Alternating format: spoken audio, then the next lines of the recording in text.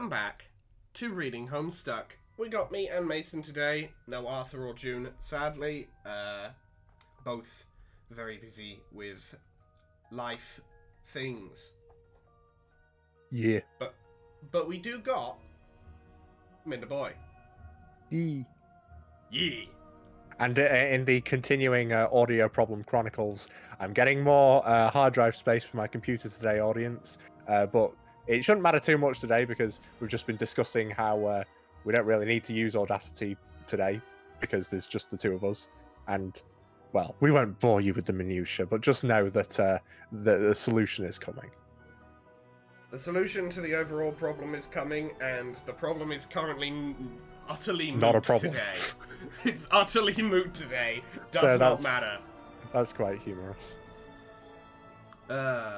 Anyway. I was going to use the word serendipitous, but I don't know if I would have been using it correctly. I'm just going to Google what serendipitous means. Okay. Occurring or discovered by chance in a happy or beneficial way. Okay, so I would have been using it correctly. Very well then. This is a very serendipitous occasion. Hooray! Anyway. 3 cheers for coherent grammar, and on that note, it's time to do a silly voice. Time to do it's time for silly voices. Yep. Big the cat. Me. Mr. Forky, where are you? Thanks, right? Yeah, looks like everyone forgot about me as fucking usual. So, here I am. Where did you come from? I thought you died. No. Nothing my knowledge, at least. I was just chilling on John's planet where some shit happened. What shit?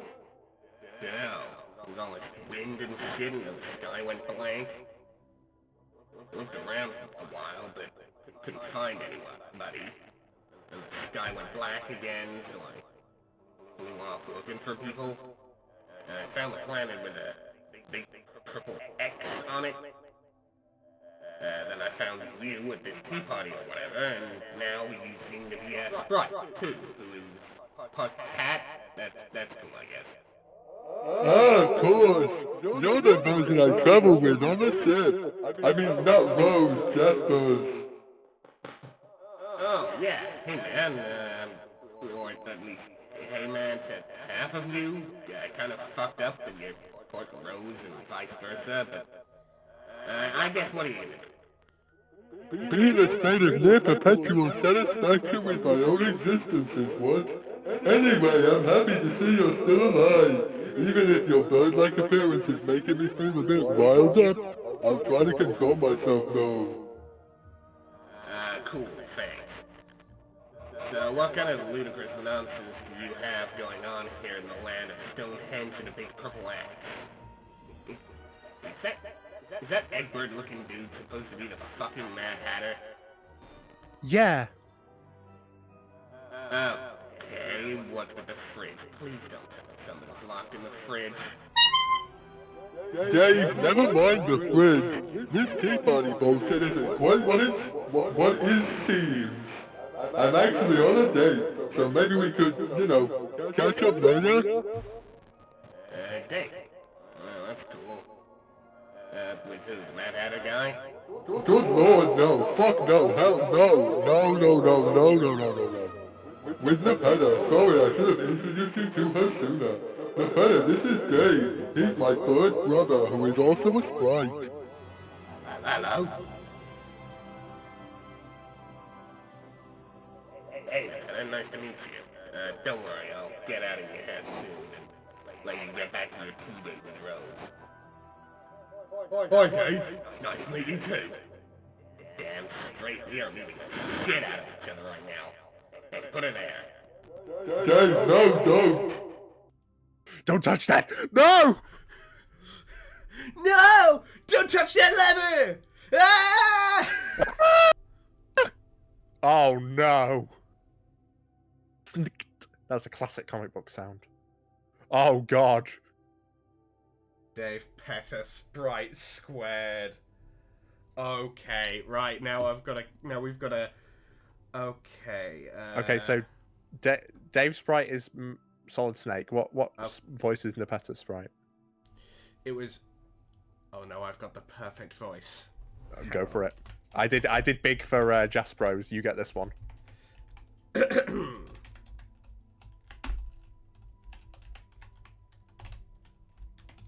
just put it Make a here. note. Oh, motherfuckers. I'm sorry, but that is. Motherfuckers. There we go. Would you enlighten me? Duke Nukem. Oh. Duke fucking Nukem.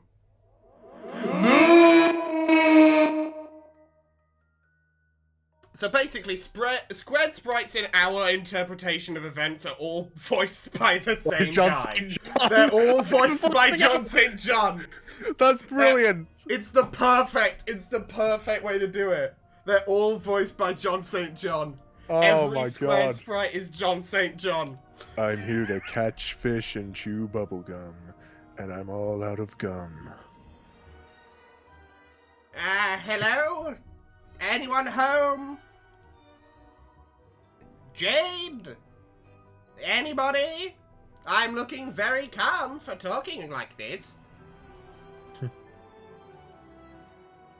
Oh, hello, sir. I'm looking for a man they call the mayor. Is that you? Imagine if the mayor starts talking. It's just like, yes, I am the mayor. Oh, silly me, of course you are. It says so right there on your handsome sash. How nice it is to meet you. I was told this is where Jade is sleeping. Do you know where she is? There you are. She looks so peaceful. How odd it is to think she is still in the dream bubble with my other self's ghost. What could they be talking about? Curiosity is maddening.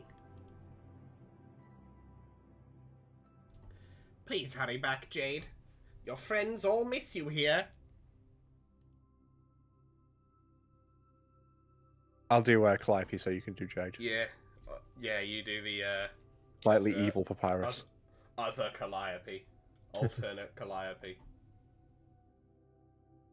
Mandela Catalogue, I don't know.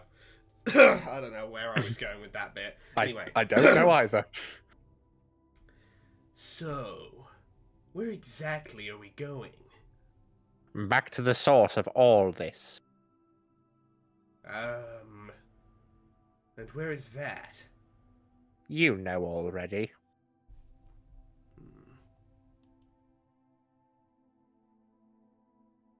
Well, wherever it is, I'm kind of wondering if maybe I should be waking up soon. I feel like my friends are probably going to need me. You can't wake up just yet. Why? It's not time. Not where your physical form is, at least. Where my physical form is? Then, what about here? What about here? Sorry. This time stuff is really confusing. You're a space player. Yeah, I mean, if it's not the right time to wake up where I'm sleeping, how long do I have to wait here in order to wake up? The correlation between the passage of time in the furthest ring and any given physical location is tenuous. The measurement of time here is inseparable from the physical passage through its knotted space. Those two aspects are closely woven together here, to such an extent that they are barely separable. All aspects are. Really? All of them? Yes. I understand how this place has time and space, of course.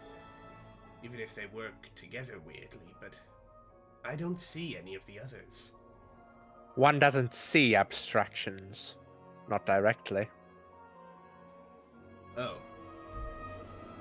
Each opposing pair is in balance throughout this field so as to form a stable canvas.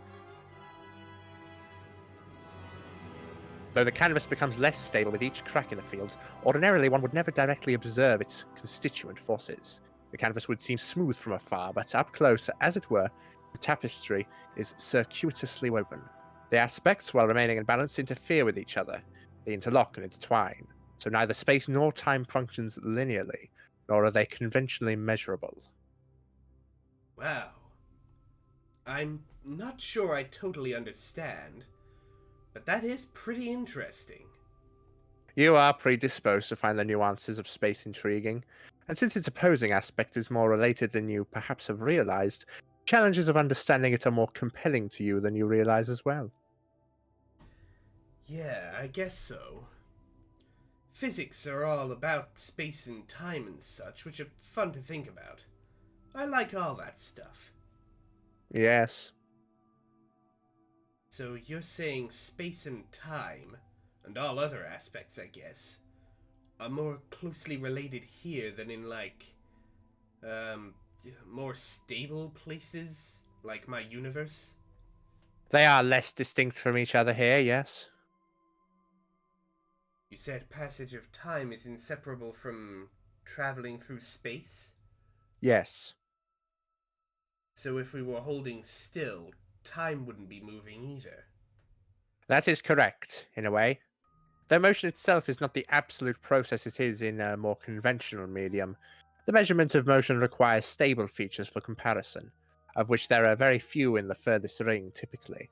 The more cracks that appear, ironically, the more the ring begins to stabilize, at least in a spatial and temporal sense. I see. So if the cracks weren't there, how would we be able to tell if we were moving? Motion through the twisted space is not gauged by passing landmarks, but anchored to a particular destination. Destination is an idea maintained by the traveler. Ideas are subtle composites of various aspects. Without clear understanding of destination, motion becomes less discernible. With less discernible motion, passage of time becomes less measurable. At a standstill, time loses meaning. It can seem to stretch on forever, as all events throughout reality swirl around you in no particular order. One becomes isolated from all else, imprisoned by inertia. That is pretty cool too.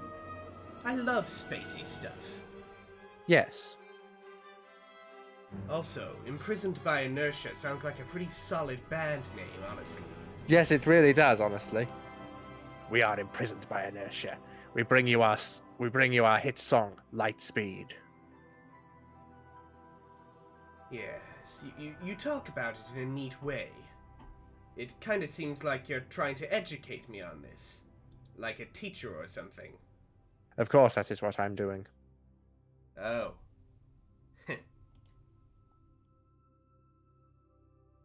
Well, not that it isn't fun talking about these cool space things, and I know you said my real body isn't supposed to be waking up yet, wherever and whenever it is.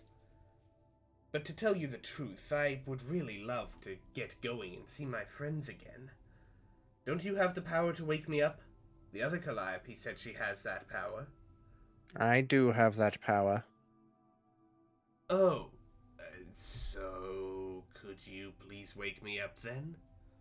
No, Oh, why not? because I am not Evanescence. I cannot wake you up. Wake you up inside. You can't wake up. I told you. Save me! Yeah.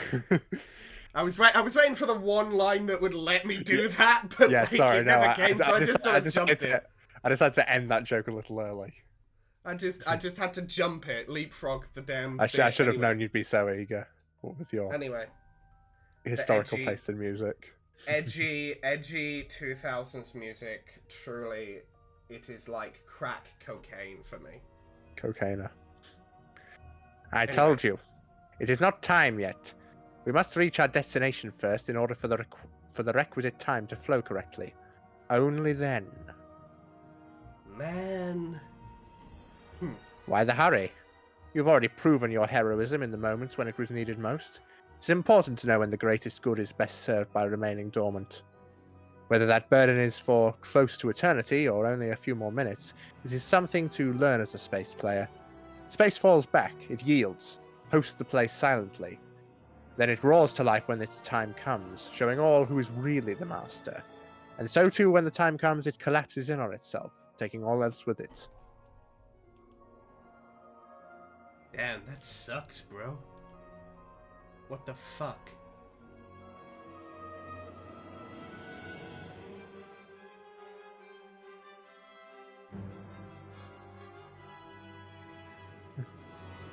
Meanwhile, Meanwhile, with these chuckle fucks. Damn. Rose, I'm a fucking troll now. And part beautiful bird. And also a human boy? I don't even... Shit. Rose, my paws. Look at these fucking claws. Tick, tick, tick, tick, tick, tick. Oh my god. Rose, look. I see your claws, Dave. They're neat. Holy shit. I'm a goddamn debacle of a thing, aren't I? It's kind of great. I sort of love this. That's wonderful, Dave and the Petter. I'm very happy for you both. What's wrong, Rose? Jeffers, I mean. Nothing. Flat up Jeffers in a coy and hella feline manner, sounding tickled as fuck through my little C-shaped snout deal. Us back huge up and being all like bumping into Rose with my tail curved back and shit. Like cats do, I'm pretty sure. Fuck yeah, they do. Oh my god, they do the tall back thing all the time when they're happy, and I'm doing that right now. First of all, Dave, what do you think you're doing? It's kind of kindly and rallying towards Jaspers. He's doing a bit of role-playing. No, not even ironically. I mean, shit.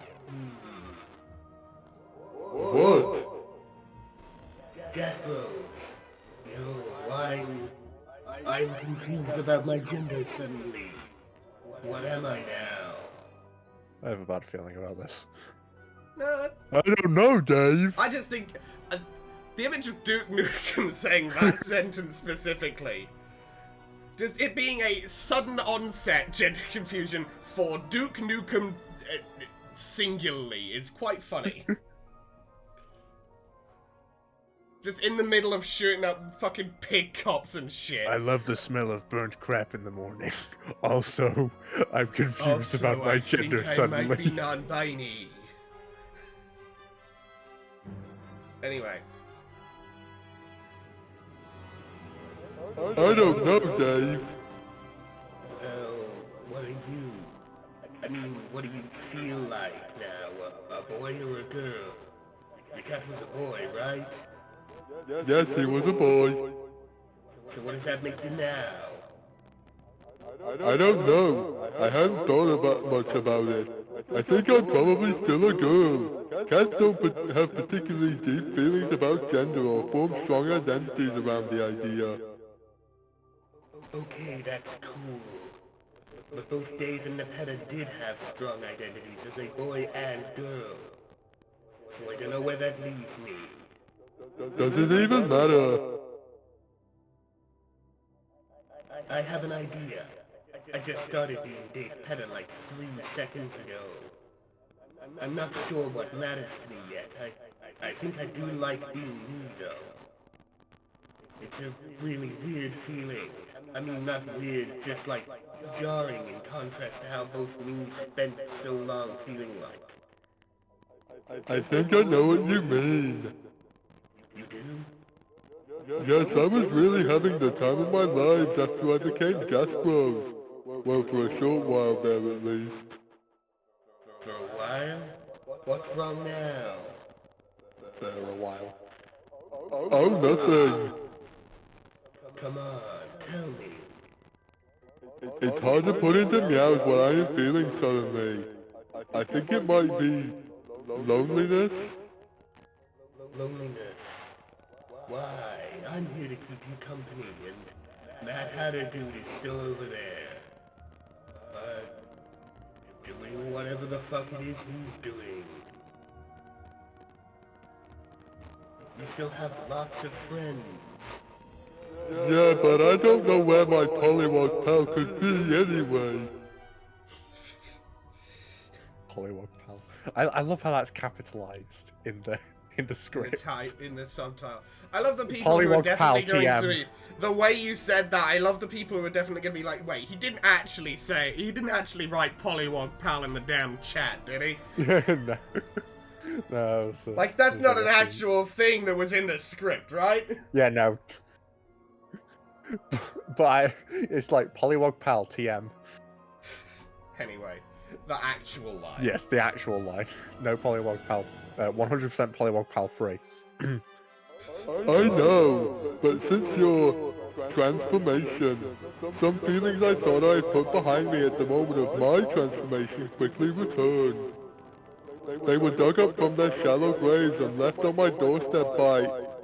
You know what, I'm not even in the mood to finish that incredibly apt analogy. You will have to connect the dots yourself. What feelings returned?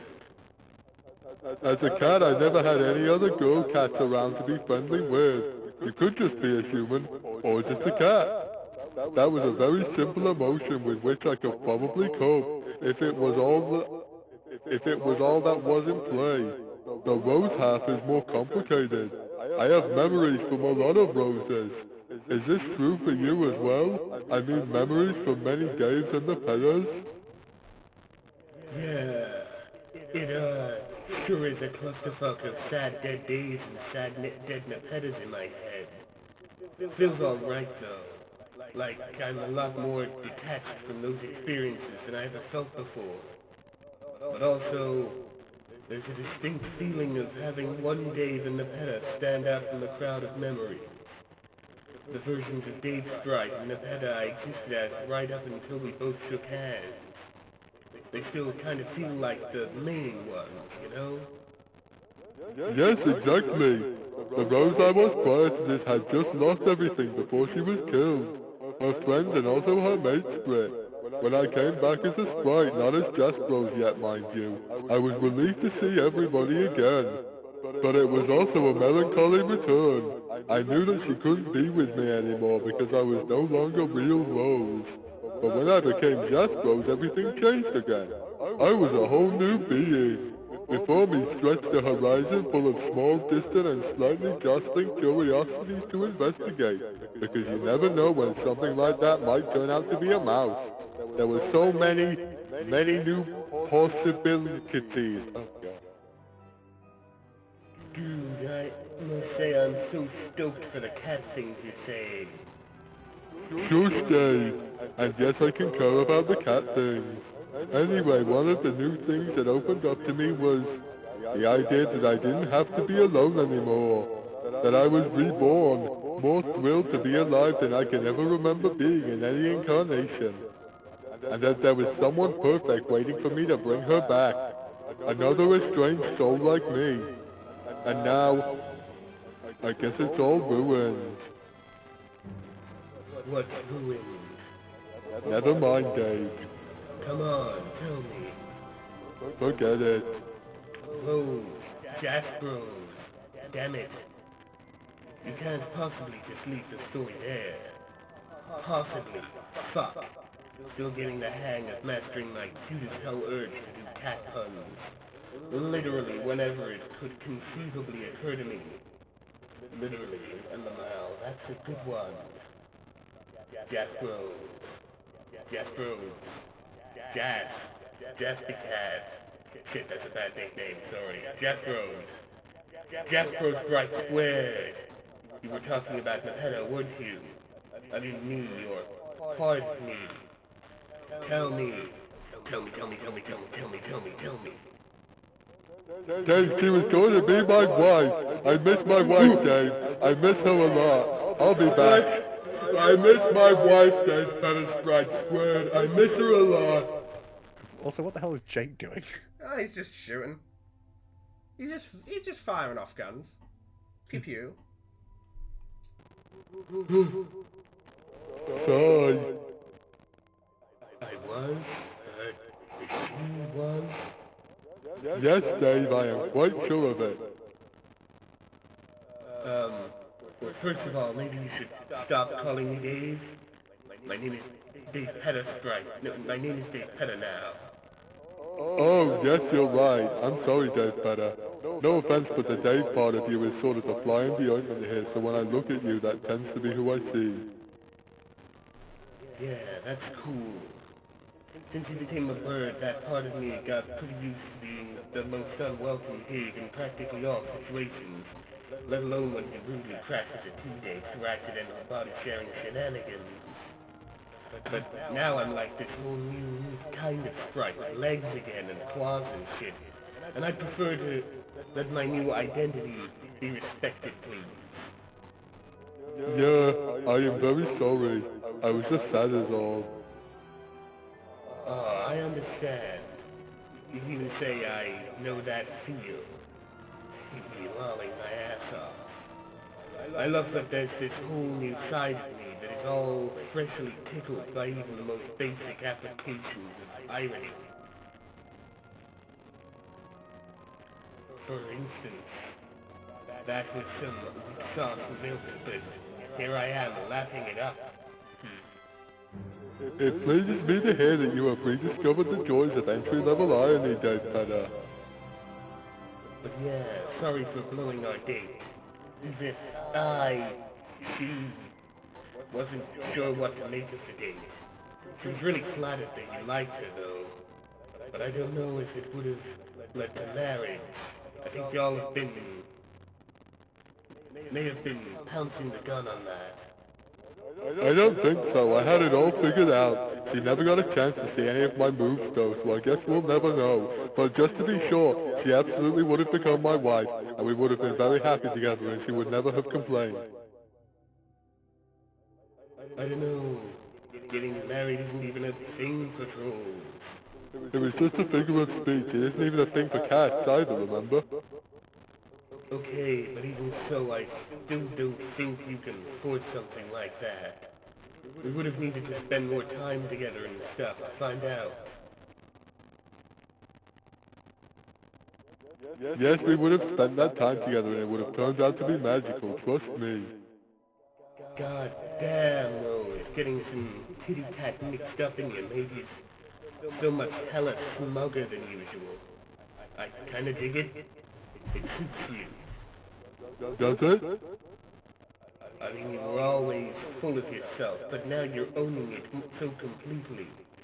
Feels a lot more honest, TBH. That is... Wow. Actually, such a nice compliment. Thank you, Dave Petta. You know, the fridge is like all fucking set up and whatnot. But he's there. Jake is still setting the mood with his space cadet antics on a nearby hill. We could just keep doing our date. What? That's a polykill. I mean, platonically, of course. Of course, like a cat tongue. Actually, you know what, never mind, that fucking stuff. But yeah. What's the big deal? Let's keep tea-partying and chatting about our youth bridal shoes and stuff. Maybe even do a smidgen of choice martini if it strikes our fancy. I think that could turn out to be pretty cute and dope. Maybe. You know, I gotta say, I've gotta write down the accent, and like, put the accent in as letters. And then I've had a part of me is like, genuinely mystified about what the issue even is. What issue? Us dating, like as a normal romantic tea drinking date. Oh, yeah, it makes sense that she wouldn't understand. I mean, the date part of me is obviously all like, no, stop when I think about it, but that little fussy brain tantrum isn't making me feel weird or uncomfortable, it's just sort of cracking me up. Haha, that's a good way of putting it. My inner mono-dialogues have been very amusing to me too. I guess I'm still just a bit uncertain about my nature and my beliefs and whatnot. What about you though? You're part cat, so... So? So how do you really feel about that issue? I mean, as far as both sides know, cats aren't too concerned about that, right? After a while, they don't see brother and sister kitties. They just see more kitties, or just like all the other kitties. There is such a potent force within me that squirms at every word of this train of thought, Dave Penner. Good grief, Rose was such a stuffy girl, wasn't she? Yep. But yes, you are basically correct. Asking the Jasper's half about this issue would be like showing him two slightly different grey swatches and asking his opinion on which colour to paint the observatory. So to answer your question, I don't know. I really don't know about any of this. My dreams of having a beautiful troll girl for a wife were dashed moments ago, so I have been speaking from a despondent state of mind since you came into existence. Or maybe what you're saying makes sense. I will need some time to meow it over. Haha, meow. So good. That was supposed to mean mole, right? Yes, Dave Penner, that meant mole. But yes, I agree. There's so much to figure out now. Should be popping in my jumbled sprite brain suddenly.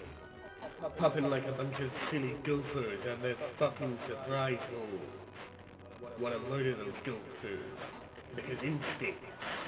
But mainly, that's just a metaphor for understanding the gophers. Wanna like, get myself. How about we help each other get ourselves? But whoa, non-suggestively. I know you weren't being suggestive. Chill out.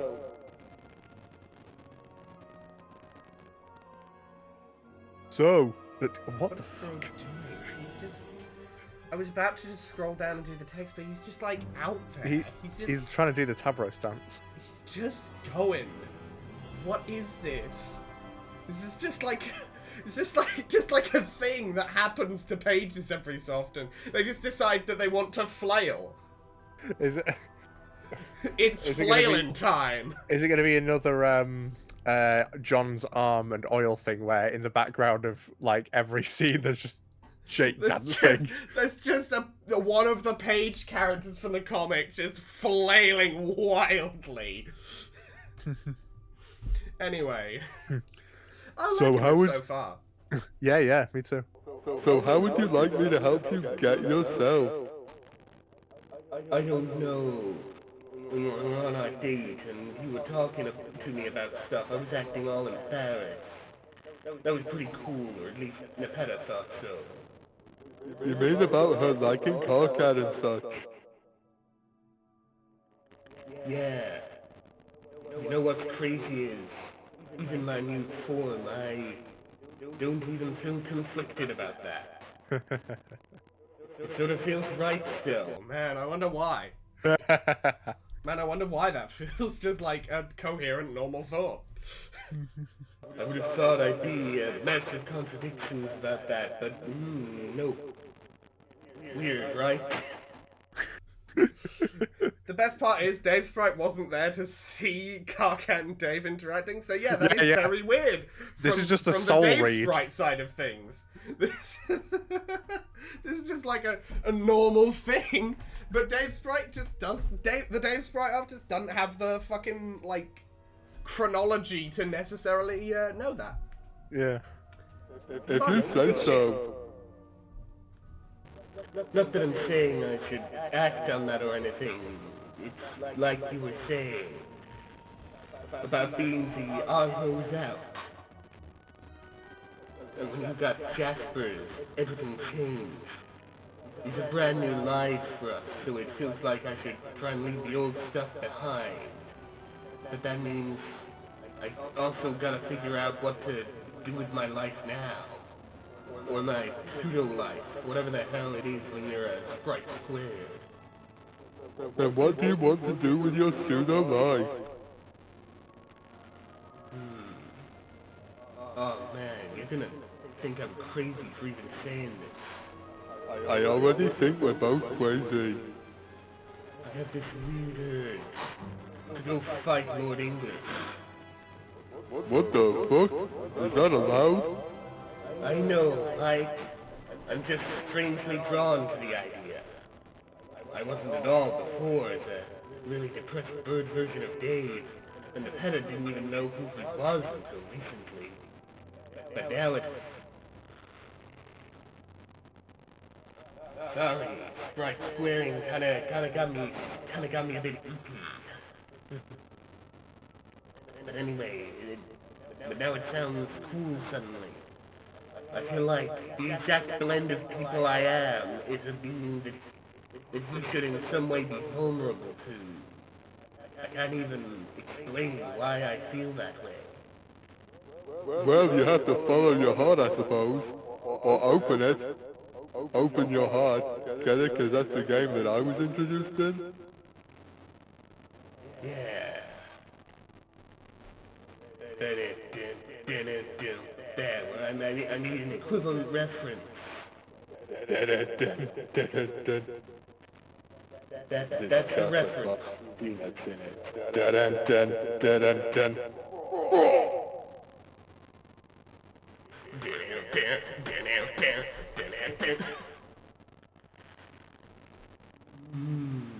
Dave Penna stealthily stalks their heart as it minds its own business, beating at the bank of a nearby stream.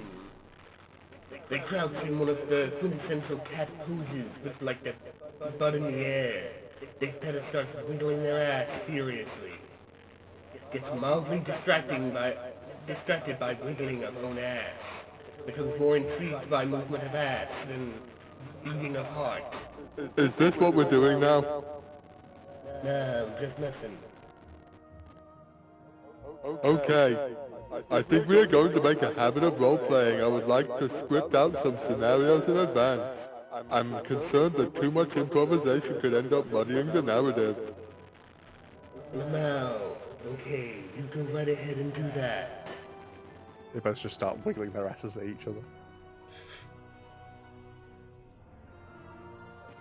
So what do you want to do now? You're not going off to fight English right away, are you? No, I don't think so. There's no hurry. The dude's whole shtick is being basically eternal and always being already here or whatever. Wherever here is.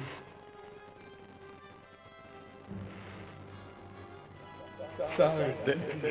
Doing the big voice makes me tired as well.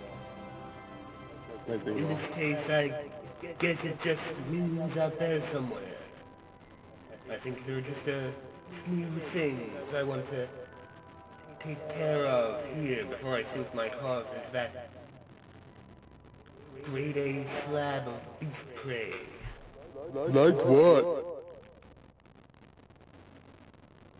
There's somebody I'd like to catch up with first. Who? Just a couple of bros from the past. I think they'd want to see me before I go. Or at least be made aware that I exist at all as a badass double sprite. Alright. Please give these bros my best then. I will. Burn out there, burn out there, burn out there.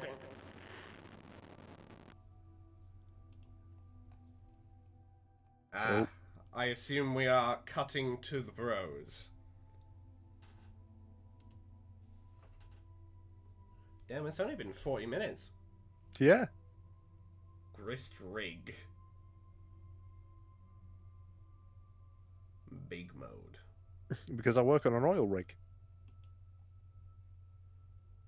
Ooh. Oh. Ah. Big ol' spray of grist.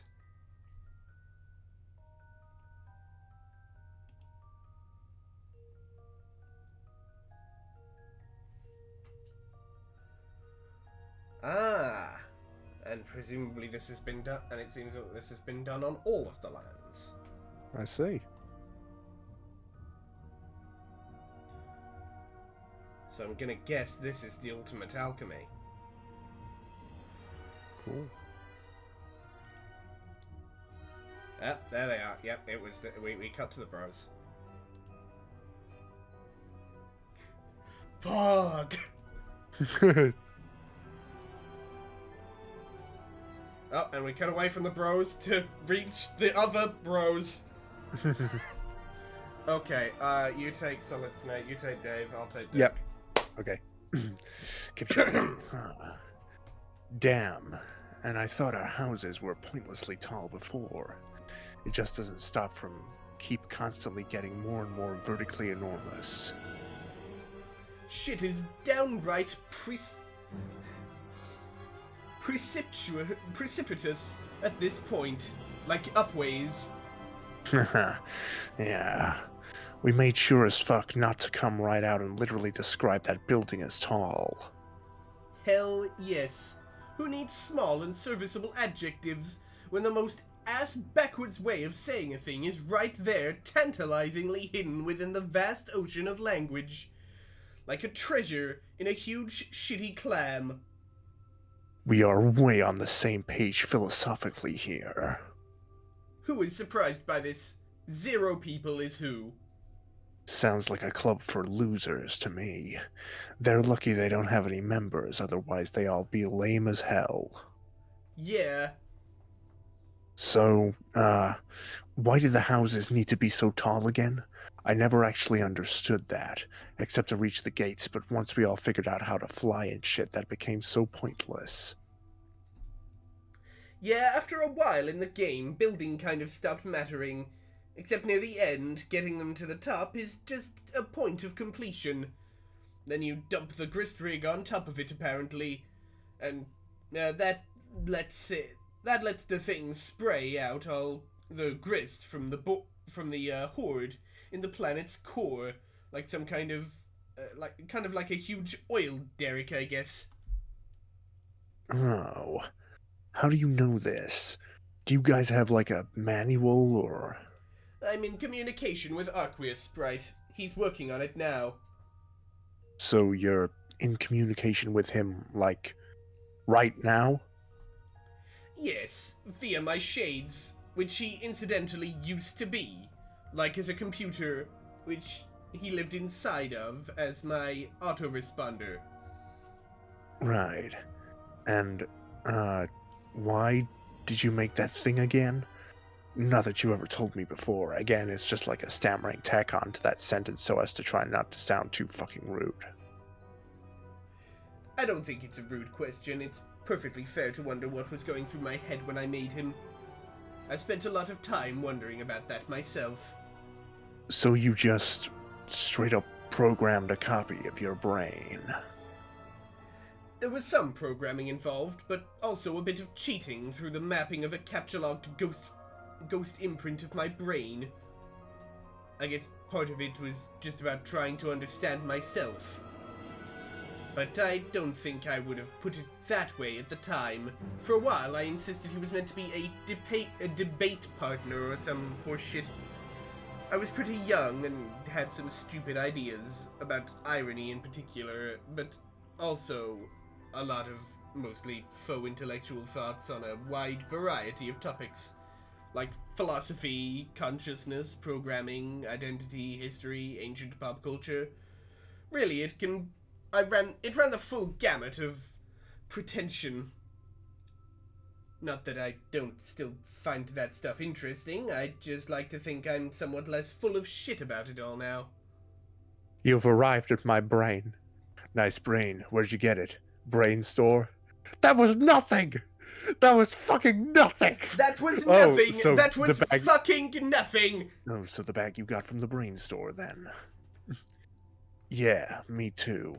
I mean, about my interests and stuff. Creating him was an interesting exercise, I guess. But over the years, I came to see his development as one of my biggest mistakes.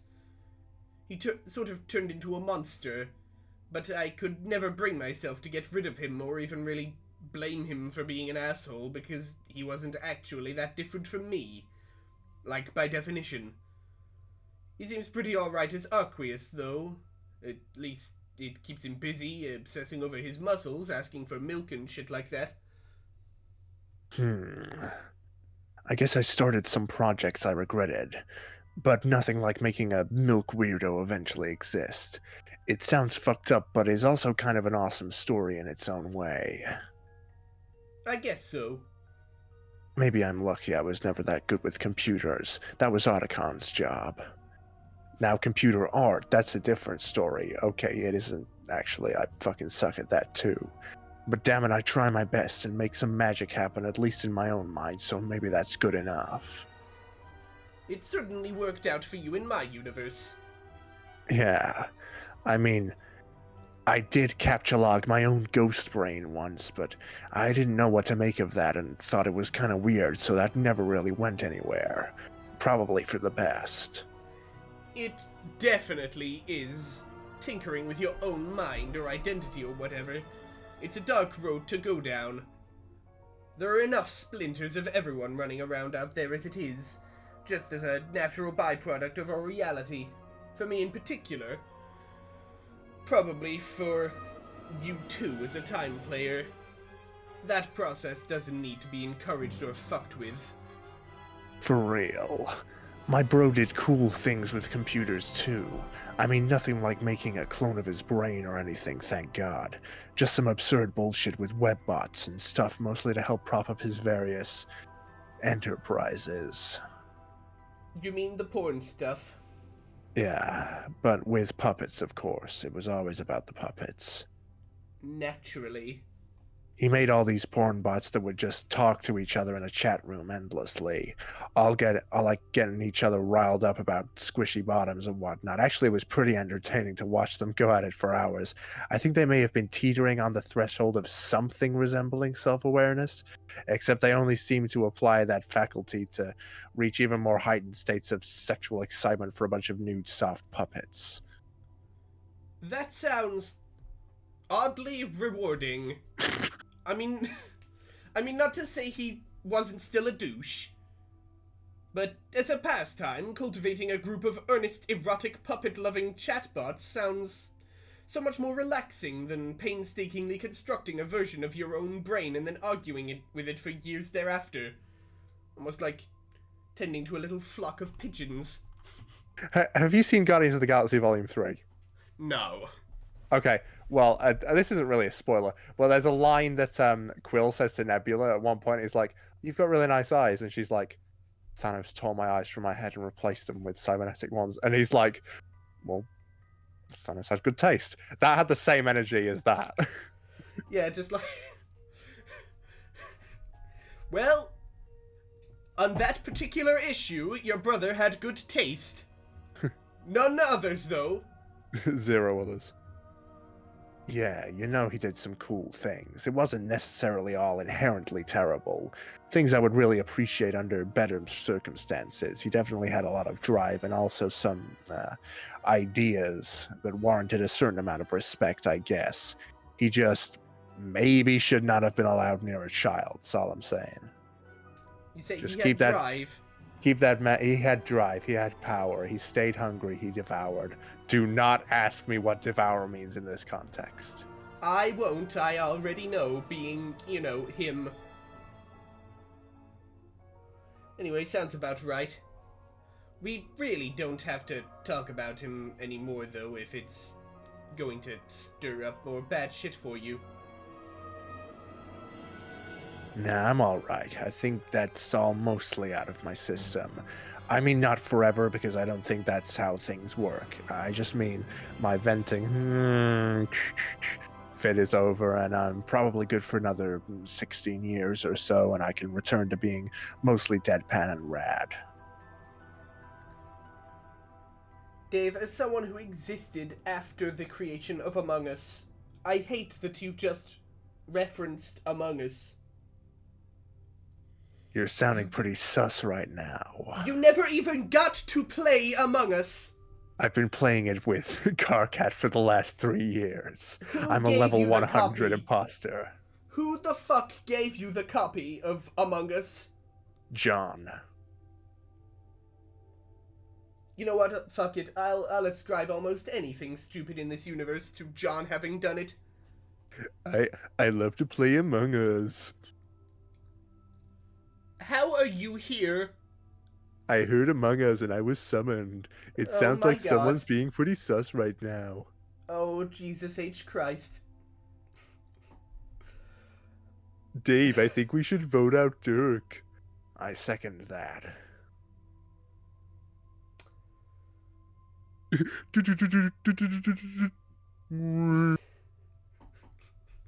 Anyway. Okay, well, in 16 years, if you need someone to vent to again, let me know. Don't. Sorry. I am looking at you through the window. Don't do it. Sure. You time-bound and you're among us. Assuming we haven't been killed by like 10 jacks before that, I will. You certainly seem to be the right guy for that. For what?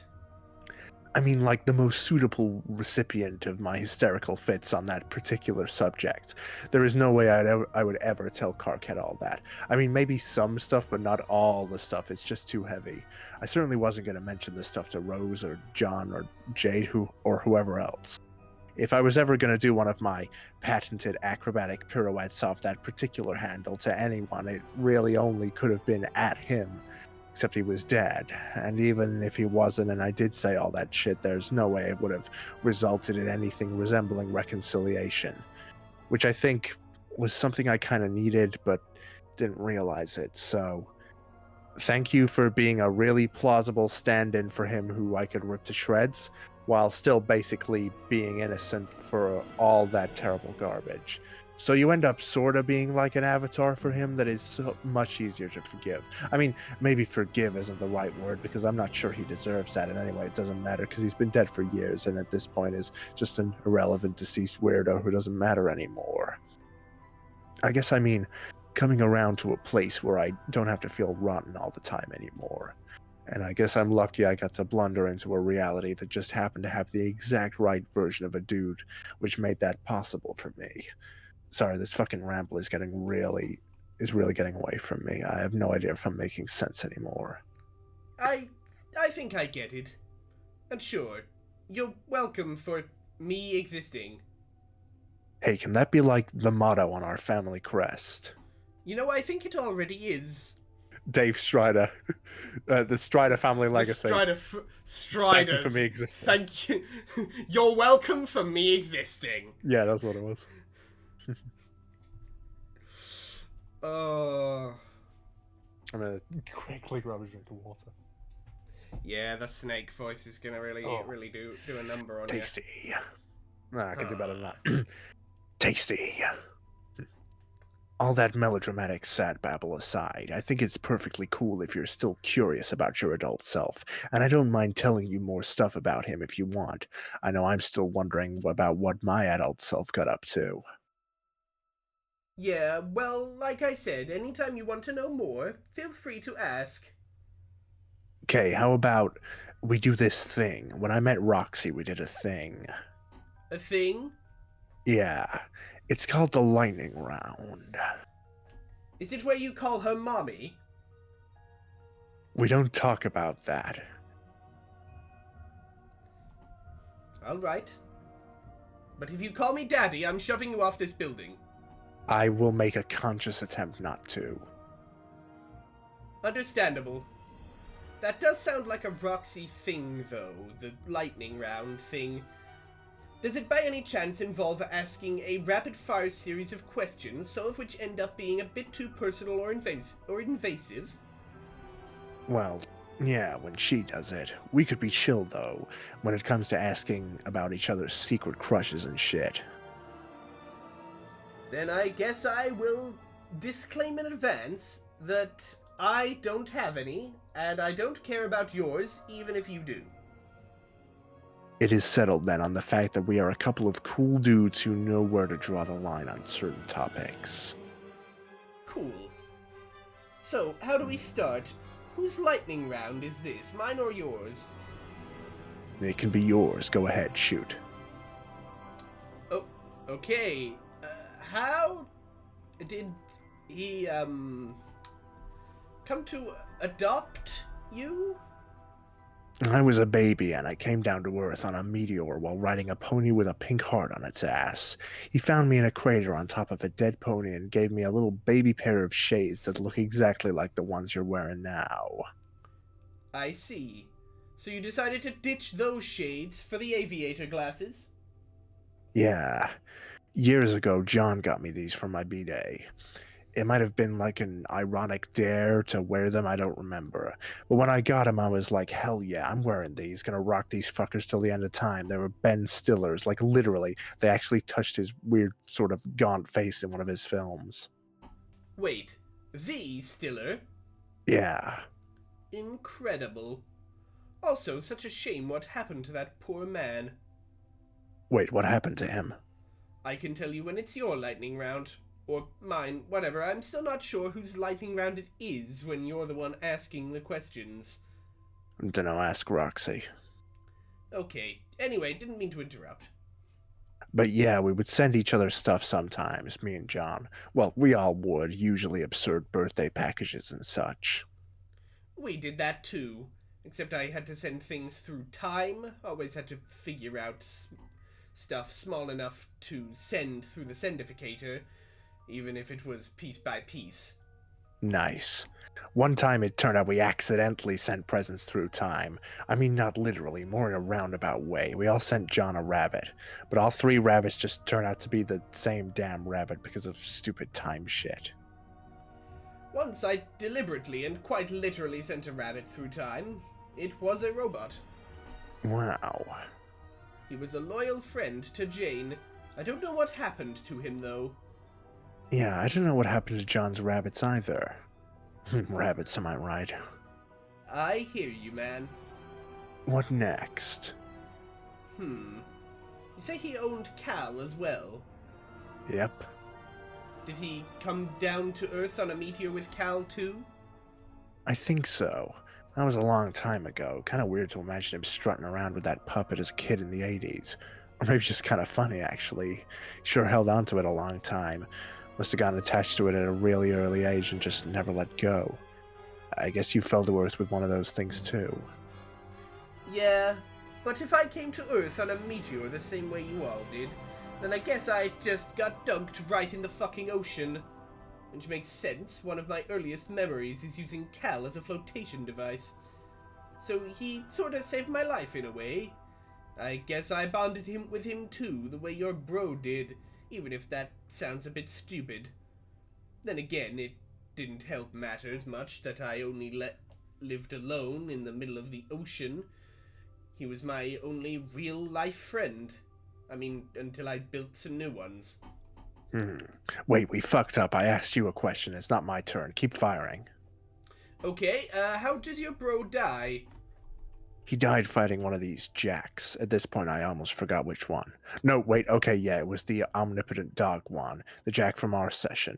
He was fighting like a lesser form of him, and then Jack got extra prototyped by dog powers, and then got outmatched and stabbed with his own sword. I'm pretty sure Dave Sprite was fighting with him and almost died too, but then it turned out he didn't. But now I'm at least 99% sure that Dave Sprite is definitely dead and won't suddenly reappear as a stupid surprise or anything. I hate stupid surprises. Wouldn't it be incredibly stupid if one such stupid surprise was happening directly above us? Word. So, you said he trained you? I'm guessing that means he knew what was coming? Or some things about your future, at least. Seems that way. Not sure what he knew or how he knew it. All our guardians seemed to know bits and pieces of stuff and did vague and mysterious things to prepare. To this day, I have no idea if he was training me to fight Lord English or if he even knew who that guy was on any conscious level. Or it was more like general purpose training to be able to survive some hard shit after the end of the world happened. You'd have to ask him, but that's impossible. I do know he managed to get the drop on a meteor before I entered the game. What? As far as I can tell, he stood on top of it and split it in half with his sword. Not to be too much of a wet blanket on that rad-as-fuck anecdote, but that sounds kind of far-fetched. Yeah, it does, doesn't it? But then again, so does a baby getting dunked from space in the ocean and then floating on a weird doll and then growing up by himself with no adults around. That's not far-fetched. It was pretty straightforward. I think I just found a building poking out of the water, climbed up, and and I just started foraging for food in there like a feral infant. Supplies which I'm sure your adult self must have left behind for me, seeing as he clearly must have known some things about the future too. Speaking of which, maybe it's your turn now? My turn? I don't know. As previously stated. Yeah, okay. Questions about me. Let's see. Okay, first, the fuck of all, what happened to Ben Stiller? He was deemed a heretic, was crucified on top of the Washington Monument by some clowns. Wow. Due to his dedication to freedom and peace, he came to be seen as a martyr, and then a holy figure. He was left on the monument as an example to all, but thousands of faithful gathered below to gaze up at his pious, sort of gaunt face. For years thereafter, his followers would carve stone busts of him in his memory, capturing the piercing glare of his final expression. But they were all smashed to pieces by the presidential church. That religious movement didn't last very long. Rumor has it, the Battle Witch had a lot of experience crushing righteous insurrections. Did my adult self get pissed about Stiller? I bet he got pissed. Yeah, there was a whole series of final insults that led to his active rebellion. Instead of just producing subversive media. At one point, the witch remastered all of his films to clean up all the shitty artifacts and released them in stunning high-def quality all over the world, using a rational business model and everything. That really set him off. What the fuck? How fucking dare that woman? So then he tried to kill the Batter Witch, right? Who is the exact same alien as the Condis in this session? Yep, yes, same one.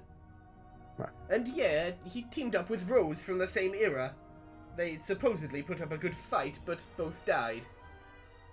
So, does John know that he's literally about to go fight Betty Crocker yet, or what? No idea. I really don't know John at all, or any of your friends. I know Jane was the heiress to the Crocker brand. Obviously, it is her name after all. Was John the heir to that empire in his universe? Nah, I mean, not to my knowledge or his knowledge. He just fucking hated that company for some reason. I think his reason was literally as mundane as just being slightly overexposed to cake. That's classic John, though. He doesn't get pissed about anything except for the absolute dumbest shit. But I guess his instincts were right in this case. Maybe we should just not tell him that he's fighting Crocker. I think the poor dude has probably had enough mental breakdowns for one adventure. We all have. I'd like to get to know him, not to mention Rose and Jade. Would have been nice to hang out and chat in a circumstance where we weren't supposed to prepare for an imminent deadly struggle. Yeah. Well, I guess we could have hung out there for a few minutes longer. I mean, you wouldn't have got much out of Jade, who is stuck in perma-nap mode. Just like old times, I guess. Huh? She used to sleep a lot. Ah. But yeah, there wasn't. But yeah, there wasn't much. Peanut butter baby. Ah, Ah. your text is even the same color as the peanut butter baby. It could stand to be a few tones darker, but yes, Yeah. It's close enough, honestly. Close enough. Closer than mine, at least. Yes, I would hate to Not have red ketchup, peanut butter. baby. It's not ketchup, baby. It is peanut butter, baby. Mine is more like weird mustard at the current moment. Yeah. It's like a slightly off mustard. But yeah, there wasn't much time except for like a bunch of haze and oh, nice to meet yous. And also, I think I would have still been a shitty train wreck socially if we are all just hunkered down right then and there for another extensive round of freestyle pal talk. Mm-hmm. Yes, Arcrias has told me about your long string of blunders. It is one of the only things he has said to me in the last several hours that has not made me wish I had never created him, honestly.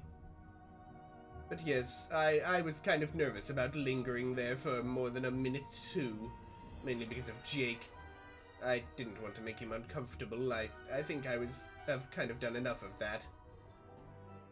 I guess Jake was kind of like your John of the group, huh? Wait, that was a pretty dumb observation. Never mind. Nah, it sounds about right. Seems like John was your close buddy growing up, and Jake was mine. John and I never really had anything like a falling out, except for not talking to each other for a few years on account of being on a meteor and boat, respectively. But I guess you two had some buddy troubles or something. Yes, a lot of buddy troubles. I vaguely touched on it earlier. I was really a bad influence in his life. What happened? A lot of things that were mostly my fault. Basically, I think I bullied him into dating me, although I had plenty of help from my autoresponder. There were a lot of insane plans that he hatched on my behalf. But in fairness, I went along with them. To this day, I can't really tell how much of that bullshit was his doing and how much was mine, which I've just covered up through denial or selective memory. Wait, you dated Jake? Yeah, that didn't last long, though. It was really lopsided and kind of forced. Huh. So, you... What? Nothing. I think we're breaking one of the rules here. This tangent got too personal. Oh yeah, I forgot we were doing that. Anyway, carry on. You were asking about adult Dave. Yeah, so that covers how he died, taking a futile stand against some unbeatable foe. Can't say I'm too surprised about that, because what else is even new? What about his early life, though? I guess I arrived around the same year my bro did in my universe. Just came down on the same dead horse I rode in on, into a world full of opportunities. How did I get started? His early life isn't well documented. There's hardly anything to read about him until he broke into show business with a few obscure projects at the turn of the century. It all snowballed from there. I guess the one thing we know for sure is I didn't find a kid in a crater and take him under my wing. That was probably for the best. Eh, Actually, maybe it's better that most of his story is left to my imagination. Kind of like how you said you spent a lot of time thinking about him, filling in the gaps of his ridiculous exploits. right. There's certainly a lot of lore to work with. Urban legends and stuff. Like what? Actually, wait, don't tell me. At least not now. Maybe down the road it would be cool to hear some. I think I'd prefer to fill in the blanks myself for a while. Really, it sounds dope as hell to imagine that sort of blank canvas life. Dropped on Earth as a kid in the 70s or 80s or whatever with no bossy adult to reel me in. And just having to figure stuff out. Especially knowing that many years later it all worked out okay. Really wonder what I did. Was it like some homeless 80s ragamuffin? Jesus Christ, that sounds fairly adorable if so. Maybe I slept in an alley on a bed full of Rubik's Cubes and Elf merchandise. Maybe I offered my old school rap services for food. Like, through a shitty cardboard booth. You know, like the one from the fucking Charlie Brown comics. This is what the reference, FYI. Yes, exactly. This sounds exactly my life for me. Literally my life. What if without a penny to my name and the wind at my back, I hopped into a boxcar to the Big Apple? Because as a dumb child, I naively believed that's where they made all the apple juice. I'd be sorely disappointed when I got there, but it wouldn't matter because I'd probably scrape together a living off Broadway, like making shitty cartoons on stage and saying, "You guys, this will be so much funnier once the internet happens, trust me." Then the aristocratic patrons of fine theater just shrug and dump their shillings into my orphan hat. It sounds to me like you've been reading up on the urban legends already. I wonder if he had, like, friends. It sounds like he knew a lot of people, at least later in life. Sure. I mean, I'm sure he knew Rose at some point because obviously they teamed up. But as fairly old people, it sounds as though they only knew each other as the result of their notability. It seems likely. I mean, more like the friends I grew up with. He couldn't have grown up with John or Jade as friends because they were already old by the time he got there. This cool 80s kid fantasy was probably just a lot lonelier than I've been picturing in my sweet daydreams. I didn't even have the mayor. God, what a nightmare now that I think about it. I wonder if all he cared about was making ludicrous shit and fighting evil pastry moguls. Do you know if he had any other interests? Like what? I don't know. Did you ever read any urban legends about paleontology? Paleontology? Yes, the scientific study of dead shit. Not that I recall. I guess he probably didn't do anything with that. What a shame. Maybe he never even got the idea since he had completely different experiences. But if I were suddenly dropped back into the 20th century, I'd probably look into it at some point. I don't know how, though. I think it would be mainly like some sort of therapeutic interest. Something relaxing to think about instead of a bunch of ironic and stupidly ambitious objectives. Yeah, like the porn bots. Yeah, exactly. Maybe someday, when we're both old men, you can live a quiet life tending to your fossils. And I will do the same with my dear collection of simple-minded chat robots fixated on puppet ass. Sounds like the fucking life to me. What was the lightning round question this stemmed from again? I forget. I don't know, maybe we were tapering off with this lightning round stuff anyway, and it's just naturally deteriorating into regular dude chat.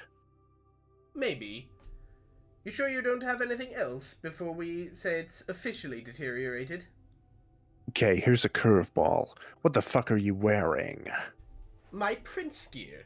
You know, leggings, slippers, the poofy asshole pants.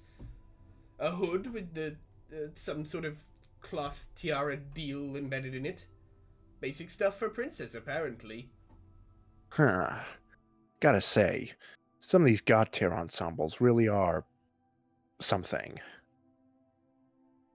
I thought I hated it at first, but over the couple hours I spent flying back with time to think about all sorts of stuff, it kind of grew on me. The asshole pants are pretty damn comfortable, so I don't know if I even care about how stupid they look. And I am kind of an asshole after all, so who am I to complain? And hey, at least I'm not wearing the bard costume.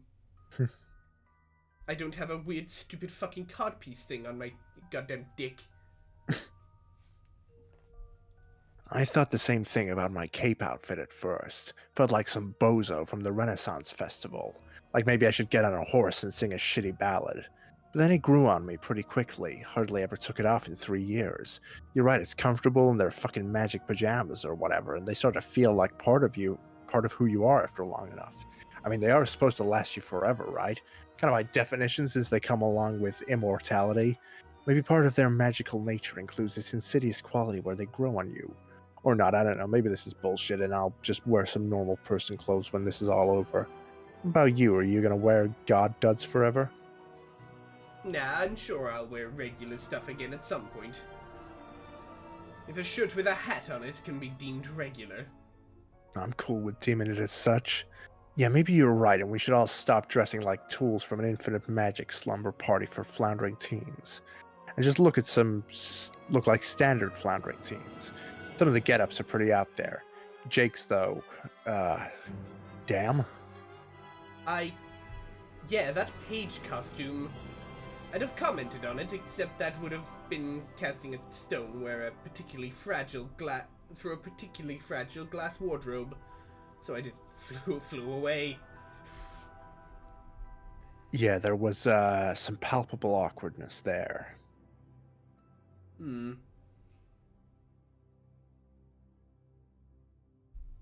Sorry, I'm still trying to wrap my head around What? Damn it. Okay, I guess I might have to break one of our lightning round rules. Only a little, though. I hope. What? About what? The personal stuff? Yeah. That's fine.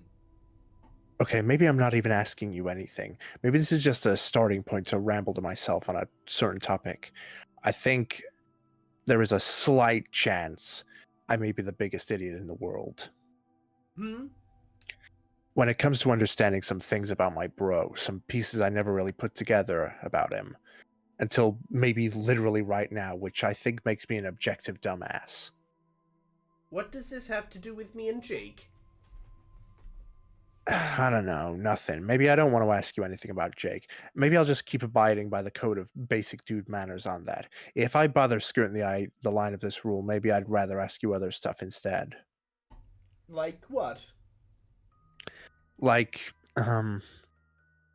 say one of your best friends is a knucklehead you haven't seen in 3 years, and unless you use ultra direct and explicit language, he just won't put two and two together himself. And also say another best friend is a girl you feel like you had a kind of a special relationship with, but you also hadn't seen in 3 years, and she's asleep. But at some point she'll wake up and you'll have to talk to her. Hmm? This is dumb. I'm not making any sense. Let me start over. Okay, let's say way back whenever. How did you tell your friends? And I Oh, think that's where we'll leave things for right now. damn. Cliffhanger. Yeah. Pseudo cliffhanger ending there. Jeez. But damn, good fucking episode. Yeah, I was getting really into that. That was good. That was good. I felt like I could go for the double, but I'm not gonna go for the double because that is gonna be a lot of sprite voices to put on. Yeah, you need some sleep. I need to be able to. I've got a lot of shit on my plate right now. I got a lot of stuff on the goddamn plate here. Yeah. There's a lot of shit in the toilet bowl, and if I put any more shit in the toilet bowl, it will not flush. Yeah, and that will just create will more ruin the bathroom. not literal shit, but metaphorical shit for you to deal with. Yes, and it will ruin my metaphorical bathroom. Yeah. I will have to get in a metaphorical cleaner to clean the metaphorical bathroom of all of the shit. And probably a metaphorical plumber. Yes, definitely a metaphorical plumber. And honestly, if it's that much shit, I might want to call a metaphorical electrician just to make absolutely sure that none of the wiring in the bathroom has been shat up. And probably a metaphorical doctor. Quite metaphorically, literally. Yes. Anyway, that aside, Mason, what do we think of this episode of Reading Yeah, it Homestuck? was great. Things. After that quintessential Dave Yeah. tangent from yours truly. Yeah. Yeah, it's really getting intense, and I like it. I like it. It's getting sort of it's getting quite it's good shit. It's going well. I like it. And it still feels like the story's moving forward. Mm. It doesn't feel like we've just paused to just have all these moments. I mean, we saw what this scene that we're going to I'm be gonna scroll handling next down. time is. Just for the sake of not aching my eyes a little bit with Yeah. Dave Petter there. Just for Wise decision. Just for me personally. We'll get to this next time, but Yeah. yeah, I'm really liking how this is going. You know, like it's one of those cases where like it really shows that filler is what you make of it. Because by like a dictionary definition of what filler is, this is filler. By a dictionary definition of what filler is, this is filler. However, it doesn't feel like filler, you know? Yeah, no, it It's not- absolutely doesn't. It's not one of those cases where it's like, on this episode, Sasuke's gonna learn how to cook! You know, it's like, it feels like something. It feels like movement. Even though, like, by the definition of the plot itself is not moving, there is minimal, like characters aren't really going through, like, big monumentous events in an obvious sense. Like, by the law of just what words mean, this would technically kind of be filler, but it doesn't feel like it, and that's really good. I love that. Yeah.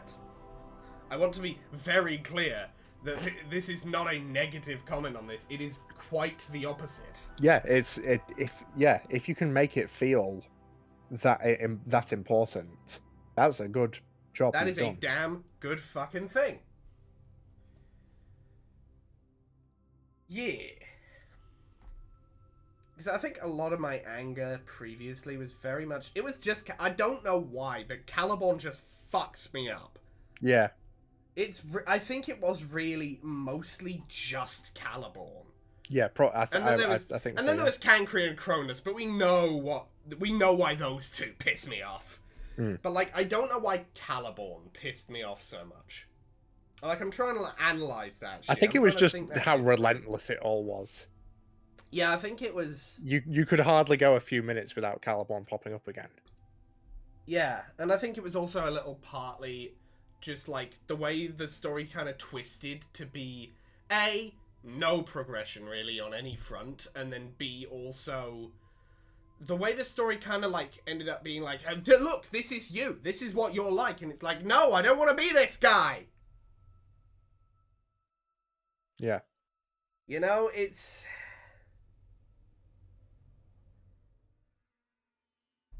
Again, I don't know why, but Caliborn really just fucked with me. But this, where we're at here, I'm trying to analyze why shit be like that.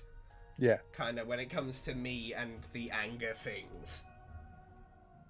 You know? I'm trying to mage the shit out of my rage, so to speak. But you know, I'm trying to figure this shit out. But this shit good. This shit good as hell. I concur. This shit good as hell. I really wish we could have had Arthur here for it, though. Yeah. Or June. I think it really June, would. maybe, but I think for this episode, it's one of the ones where Arthur's missed out. Yeah. Like, I think Arthur would genuinely have loved this. Yeah. Like, this is quintessentially, like, everything Arthur... Well, except maybe the squared sprites, maybe not. Yeah, I feel like the squared sprite stuff might have appealed more to No, June. actually, I think mainly just Jaspros. Yeah. I think Arthur might like Dave Petter, at least to some extent, because of the Dave It's funny. bit, partly, if nothing else. But I don't know. But I think Arthur definitely would have liked the Dave and Dirk conversation there. That was good. What page are we even at now? Let me just... Oh, damn. Oh, goddamn. We are, like, close to the end. Yeah, we got through quite a bit. There's 79:23. Let me just scroll up here. Not that high. Fucking pull you up. I've got a little... I've been doing a running calculation of how far we are from the end. It was 79:23, right? Mm-hmm. Was it? Let me just... Let's just scroll back. Yeah. And... Yeah. Okay,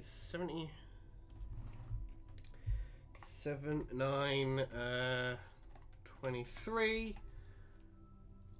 Oh, damn, we are 206 pages away. Damn. That is, if I'm not mistaken, less than a whole Act 1 away from the end. Yeah. We are... Damn, we don't go far to go. We're in the end game now. Yeah, and the race has already started coming to an end. Guilty Flygon's already finished in first place. Oh, nice. So it's just between us and SZ Craft now. Let's see who gets that silver medal, because at this point, it is legitimately possible we could make it. Yeah, I do remember seeing a comment where, I think it was on the last episode where we were just behind, and I haven't checked, but I think we're either in the lead or still just behind. It is a close fucking race for second here. Yeah, we made a good deal of progress today. I think with both of our schedules, between us and SZ Craft, I think gold was kind of out of the question for the pair of us. Yeah. But silver, we running for it. My name is Silver.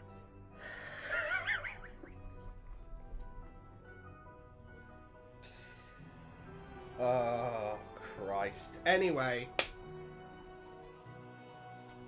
I think it's outro time. Yeah.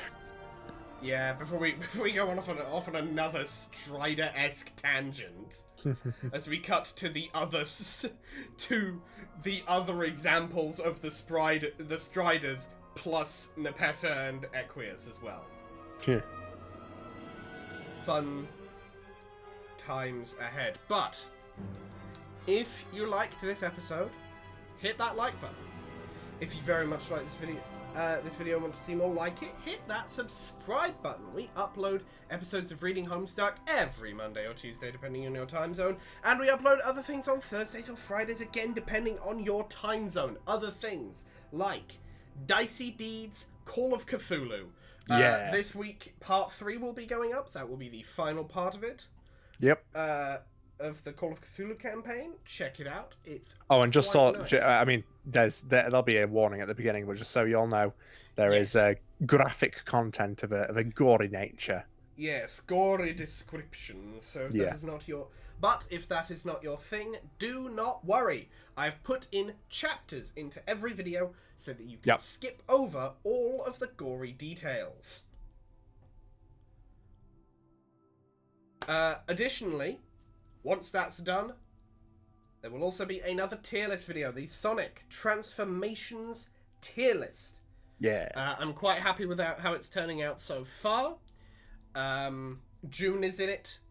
Mason is in it. I am obviously in it because I'm in every video on this channel. Yes. Because I own the channel and edit for the channel. Yep. Some element of me is in everything on this channel. That is kind of the point. But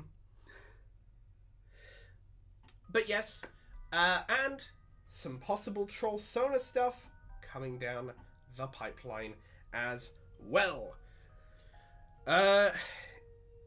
You'd also follow me on Tumblr, where, speaking of said Trollsona stuff, I have a sort of thread reblog chain of everything Trollsona related that I have made and shown on the channel. So you can check them out, use them for whatever the hell you damn well please.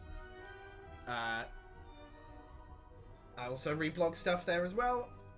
It's very rare that I make an actual post because I don't really have that much to post about, I'll be honest, but hey, I would much rather have a life that is somewhat boring at the moment, that is somewhat boring but not bad, than a life that is very postable but is atrocious. I would much rather have the dull life in that scenario. You'll also follow June on Tumblr and Instagram. She don't do that much on Tumblr, but on Instagram it's a lot of cosplay photography. It's some solid fucking stuff. I gotta say, good shit. Check her out on Instagram. Tumblr as well if you want. And you can also follow our friend Arthur on Twitch. He doesn't do a lot there right now. Again, busy times, but he may be back. He may return at some point. And Mason, do you have anything you want to say at the end of this here video? Only to once again thank everyone for watching. Please do go check out Call of Cthulhu. It was a lot of fun. As previously stated, you can easily jump around the gory stuff, and keep your eyes peeled for more awesome content coming up. And god damn, we're nearly at the end of Homestuck. Like, it's not too far off. It's not too far off. It's just over 200 pages away. And hell, if we really went for it, we could probably get that done in a 2-hour video. If we really full sent it. We won't. I want to savor these last few hours we have with these characters. Yeah. But it's not far off. And we will see you in the next video. Later. Take care, everybody.